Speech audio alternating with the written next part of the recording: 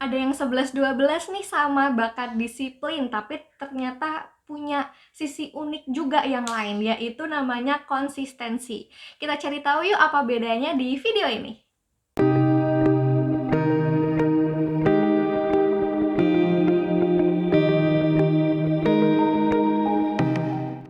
Yuk kali ini kita kenalan sama yang namanya bakat konsistensi. Jadi bakat konsistensi ini kunci kekuatannya, core strength-nya adalah mematuhi aturan. Jadi dia adalah pribadi yang melihat pentingnya perlakuan yang sama pada semua orang dan bisa mewujudkannya dalam sehari-hari gitu, menerapkannya dalam perilakunya sehari-hari. Ini mungkin terdengar seperti ya bukannya harusnya gitu ya gitu, tapi ternyata ini ada bakatnya tersendiri loh. Nah uniknya si konsistensi ini memang senang ya melakukan hal yang sama dan berulang sesuai kebiasaan, aturan yang sudah berlaku, atau juga kesepakatan yang sudah ditentukan. Lalu juga senang jika segala sesuatu itu diperlakukan sama, yaitu termasuk memperlakukan orang. Ini memang bakat yang unik ya, karena ya patuh pun, adil pun itu juga ada bakat tersendiri. Terus si konsistensi ini punya kebutuhan, yaitu butuh segala sesuatu ini diperlakukan sama, baik manusianya maupun tindakannya. Juga ketika di dalam suatu pekerjaan ya, atau suatu ekosistem gitu, dia ini butuh aturan atau kesepakatan sehingga terbangun kebiasaannya. Emang sih ada challenge-nya, yaitu bisa tanpa sadar sih luput memaksimalkan sumber daya manusia yang ada karena ya terpancang pada aturan-aturan yang sudah berlaku ini. Pengennya semua berjalan apa adanya, normal, uh, tidak ada sesuatu yang mungkin di luar ini ya, di luar kebiasaan ya. Padahal ya di luar kebiasaan itu mungkin ada potensi-potensi yang tersembunyi nih, mungkin dari sesama tim gitu. Nah, jadi mungkin ini adalah tantangan buat kamu yang punya bakat konsistensi untuk mencoba melihat di luar dari aturan-aturan yang ada.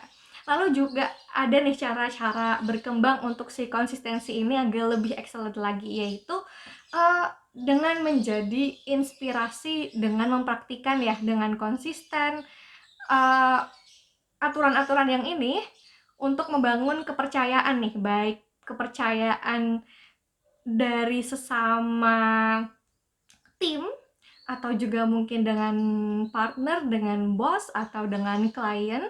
Jadi ini ada istilah sih, walk the talk, talk the walk. Aduh, ini ribet ya. Walk the talk, talk the walk gitu. Jadi apa yang diucapkan sesuai dengan apa yang dilakukan itu sesuai dengan apa yang diucapkan. Nah, kalau kita ketemu orang yang kayak gini, kita tentunya respect kan dengan orang itu. Kita juga pengen kerja sama dengan orang itu karena kita yakin sama dia, percaya sama dia. Nah, ini bagus banget kalau kamu bisa bangun reputasi seperti ini. Terus juga bisa nih kalau misalnya di pekerjaan mencari peran-peran yang terkait dengan membuat SOP misalnya. Terus juga mungkin bisa mengevaluasi atau memfeedback hal-hal di dalam suatu budaya pekerjaan, lalu dimasukkan untuk meningkatkan si SOP tadi, bisa untuk mengimprove si SOP tadi gitu. Jadi mungkin ya di sini akan banyak bakat-bakat yang terlibat juga nih untuk membuat SOP yang bagus, untuk membangun budaya pekerjaan yang bagus ya, lingkungan kerja yang bagus gitu. Jadi pentingnya juga sih untuk berkolaborasi dengan bakat-bakat yang lain. Lalu juga bisa jadi nih karena pengennya melihat sesuatu itu diperlakukan dengan adil gitu. Bisa juga loh untuk mencari peran yang mengadvokasikan hak-hak orang yang belum terpenuhi gitu. Karena kamu merasa, loh kok nggak adil gitu. Terus juga yang lainnya nih, juga perlu nih mengidentifikasi nilai diri dan batasan diri sehingga tahu seberapa akan mentoleransi orang lain. Kalau misalnya apa-apa melulu strict, harus aturan begini begini begini gitu. Nah, coba sediakan sedikit ruang, mungkin ruang-ruang empati, ruang-ruang kompromi untuk dibicarakan bersama sehingga aturan itu tetap manusiawi dan tetap bisa mengakomodasi kebutuhan orang-orang di sekitar. Seperti itu. Kalau ngomongin potensi kekuatan dari si konsistensi ini, coba kita gabungkan dengan bakat lain ya. Misalnya kamu punya konsistensi, kamu punya komen, lalu kamu juga punya harmoni, itu kamu bisa jadi punya potensi kekuatan di peran mediating, peran yang aktivitas-aktivitas menegosiasi gitu. Nah, ini nantinya akan bisa membawa kamu punya tipe kekuatan mediator yang baik gitu, tanpa tanpa menyimpang dari aturan yang ada. Kamu bisa memediasi mungkin pihak yang sedang berselisih seperti itu. Terus juga kalau kamu punya bakat konsistensi, kamu punya bakat achiever, kamu punya bakat fokus, potensi kekuatan yang bisa jadi muncul adalah aktivitas mungkin nih di membangun building, mungkin membuild suatu produk. Mungkin terus juga ada potensi kekuatan installing ini ya, menginstalasi sesuatu ya. Lalu juga producing, menghasilkan suatu produk misalnya, yang mana mengantarkan kamu menjadi personal brandingnya adalah producer. Terus juga kalau kamu punya bakat konsistensi, kamu punya bakat analytical, kamu juga punya bakat maximizer, mungkin kamu punya potensi kekuatan di auditing, melakukan proses audit ya, memastikan apakah sesuatu ini ya sudah sesuai dengan apa adanya gitu ya, mungkin di suatu program atau suatu sistem keuangan gitu. Lalu juga di potensi kekuatan mengevaluasi, investigating maksudnya. Lalu juga verifying, ya memverifikasi apa yang dituliskan dengan apa yang nyata terjadi. Nah, ini personal brandingnya atau tipe kekuatannya adalah evaluator. Nah, kalau kamu punya bakat konsistensinya yang lemah atau agak di bawah ya, di 34 urutan bakat, bukan berarti nih kamu tidak bisa memperlakukan orang lain secara adil atau tidak bisa menegakkan aturan gitu, tidak bisa mengikuti aturan yang ada, bukan seperti itu. Tapi ya mungkin yang punya bakat konsistensi lemah sering membuat pengecualian gitu pada beberapa situasi. Misalnya ya bisa sangat subjektif ya, tergantung orangnya mungkin, tergantung kondisinya mungkin, seperti itu. Nah, coba nih untuk menilai kembali standar-standar yang berlaku itu seperti apa. Jadi ya kompromi-kompromi pada berbagai situasi ini ya akhirnya tidak menghambat hasil atau tujuan yang diinginkan. Terus juga biasanya akan cepat jenuh mengerjakan hal yang prosedur atau yang birokratis, yang monoton, yang berulang gitu. Mungkin akan terasa seperti itu ya untuk yang bakat konsistensinya lemah gitu.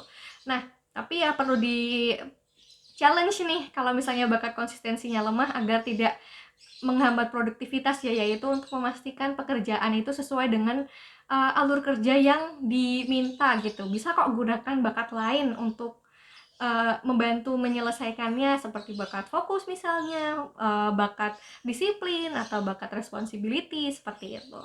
Terus juga bisa banget untuk melatih kemampuan komunikasi pada teman kerja gitu. Jadi dengan memahami kebutuhan bersama, akhirnya bisa deh bersama-sama tetap bekerja untuk mengikuti sistem dan prosedur yang sudah baku atau yang sudah berjalan gitu. Jadi ya mungkin ya memang aturan-aturan ini ada untuk bukannya untuk ini ya, bukannya untuk memperlambat kerja kamu ya, tapi kadang aturan itu tuh ada untuk memastikan hasilnya itu oke.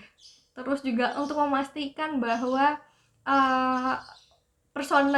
organizational branding itu tetap terjaga dengan baik, reputasinya organisasi tetap baik gitu. Jadi tetap harus diikuti, tapi kita belajar nih untuk memaksimalkan bakat-bakat yang lain dari kita untuk menyelesaikan pekerjaan kita dengan baik.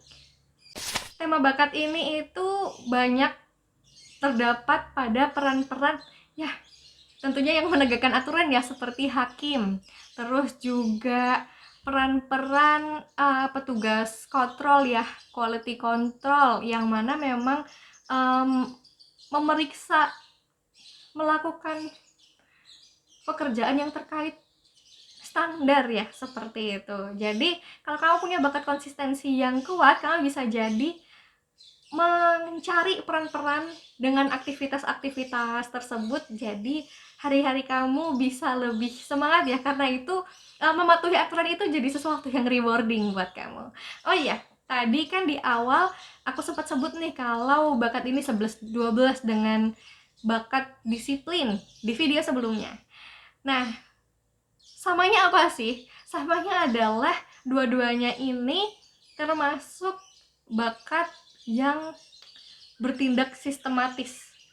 Kalau yang disiplin itu bedanya ya, disiplin itu standar aturannya itu diciptakan sendiri, tapi kalau si konsistensi ini standar aturannya berasal dari luar diri, dari eksternal, misalnya ya kebijakan hukum, kebijakan norma sosial. Dua-duanya sama-sama baik, dua-duanya sama-sama punya keunikan tersendiri, dan baiknya sih memang tetap kita seimbangkan dengan bakat-bakat kita yang lain dong, untuk menunjang produktivitas kamu di pekerjaan maupun di personal life ya. Karena ya aturan-aturan yang kita sebut nih di 2 video belakangan ini, ya mungkin kita banyak ngomongin soal di lingkup pekerjaan, tapi jangan salah, tetap kita bisa omongkan di pembicaraan personal development gitu ya. Misalnya dengan disiplin berarti kita membuat aturan untuk diri sendiri nih, misalnya untuk mencapai goals pribadi,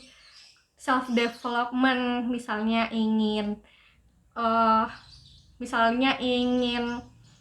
menjaga berat badan misalnya, berarti ya membuat aturan sendiri nih dengan mengurangi gula misalnya, lalu dengan setiap pagi minum jus buah misalnya. Nah, tapi kalau misalnya si konsistensi misalnya nih karena datang dari luar ya, bisa jadi nih standar aturannya dari mungkin pengen masuk jadi pramugari, kan biasanya ada aturan berat badan, tinggi badan gitu. Nah, dari situ bisa ditarik ke self development. Oh, karena